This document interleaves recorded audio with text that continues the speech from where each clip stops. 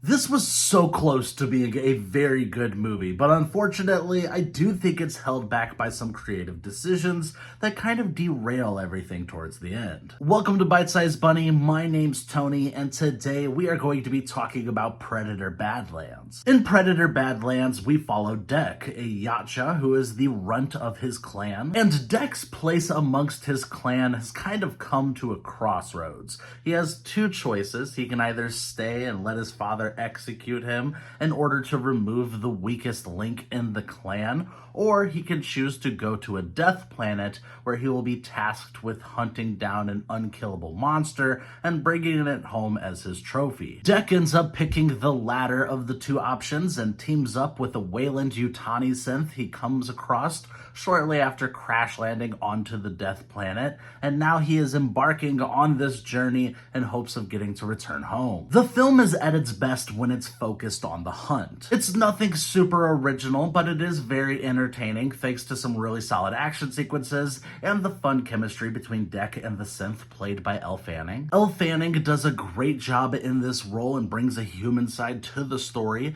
that offers some fun character moments with Dek, even if what's being brought to the table from a narrative standpoint is pretty paint by numbers and exactly what you would expect from this adventure. While the dynamic between the two characters is a really enjoyable watch, the film does like to sprinkle in way more humor than you would probably expect from a Predator movie. And the humor is very hit or miss. Sometimes it works out and it feels like it's very naturally fitted into the scenes, and at other times it feels awkwardly forced into moments. Really where things start to go wrong here is with the subplot centered around the Weyland-Yutani that's kind of crammed in here, and then also its very cliche final act. Anytime the movie pivoted away from the story of the hunt, taking screen time away from our two lead characters, it really bogged down the experience for me and just left me impatiently waiting to get back to the story I was enjoying with characters I really liked. And then you've got the final act, and yes, there are some great action sequences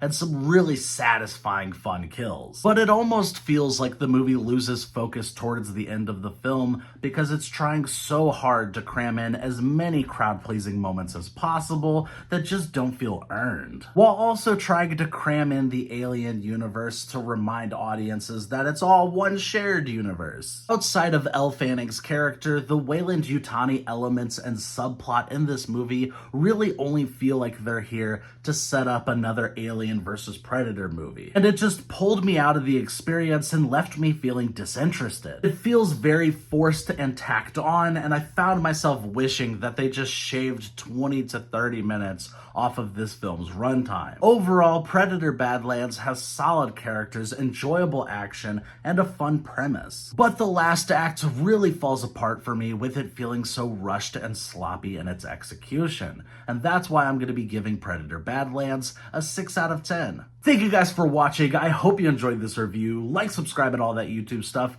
And what's your favorite Predator movie? I'd love to know.